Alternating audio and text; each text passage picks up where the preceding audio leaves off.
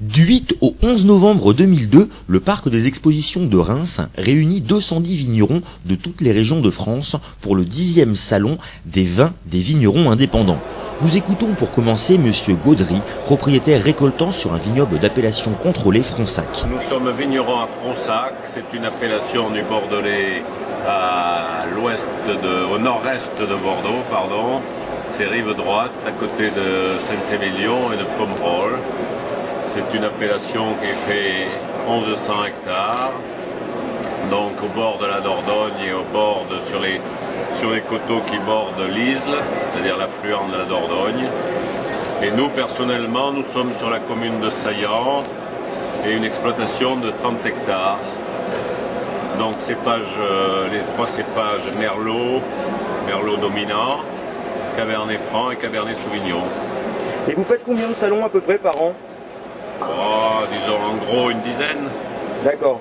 Et donc votre venue sur Reims, vous en attendez quel retour? Sur la Champagne, sur Épernay, sur Reims, ça fait 24 ans que je viens là.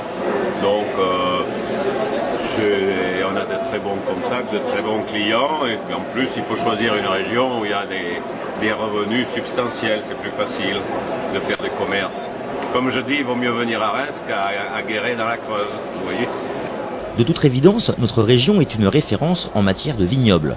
Bien que sur le salon, vous ne rencontrerez quasiment pas de vignerons de Champagne, ce salon propose plutôt une promenade à travers la France, aux accents aussi divers que les hommes sont différents et leurs vins variés.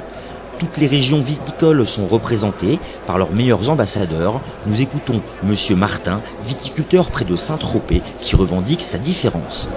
Oui, dans le meilleur pays de Saint-Tropez, et on vient sur le salon pour rencontrer les consommateurs de Reims, et puis surtout pour faire connaître un produit qui n'est pas forcément le plus connu sur la région, n'est pas forcément ce que les gens peuvent rencontrer lorsqu'ils descendent en Provence ou lorsqu'ils descendent passer leurs vacances, et essayer aussi de lutter un peu, enfin lutter dans une certaine mesure contre un cliché qui recouvre les vins de Côte de Provence, et essayer de montrer qu'en Provence on est capable de faire autre chose que des vins de soleil, que des vins à boire rapidement et que des vins que l'on oublie ou que l'on mange au même niveau que des cartes postales des vacances passées. Alors quelle va avoir la particularité de votre vin? La particularité, c'est qu'il est, je pense, extrêmement typé soleil, extrêmement typé Provence, mais qualitativement, on a essayé, et je pense qu'on a réussi à faire apparaître la spécificité des cépages, apparaître des goûts, apparaître des arômes qui sont peu communs dans l'appellation. Contrairement aux idées reçues, les femmes sont de plus en plus nombreuses sur le marché du vin, comme nous l'explique Cécile Verdier, viticultrice à Camblane, AOC, première côte de Bordeaux. On présente deux types de vins, d'une part le Clairet, qui n'est pas un rosé, c'est un Clairet, et d'autre part, donc c'est un vin de production intéressant à découvrir. D'autre part, la première côte de Bordeaux rouge avec là deux cuvées différentes, une cuvée classique qui était élevée en cuve et une cuvée prestige qui était élevée en barrique. Et du coup, on a une palette d'arômes intéressants et chacun peut trouver ce qu'il souhaite en fonction des arômes et des plats qu'il va servir. Tout ça intéresse les femmes aussi.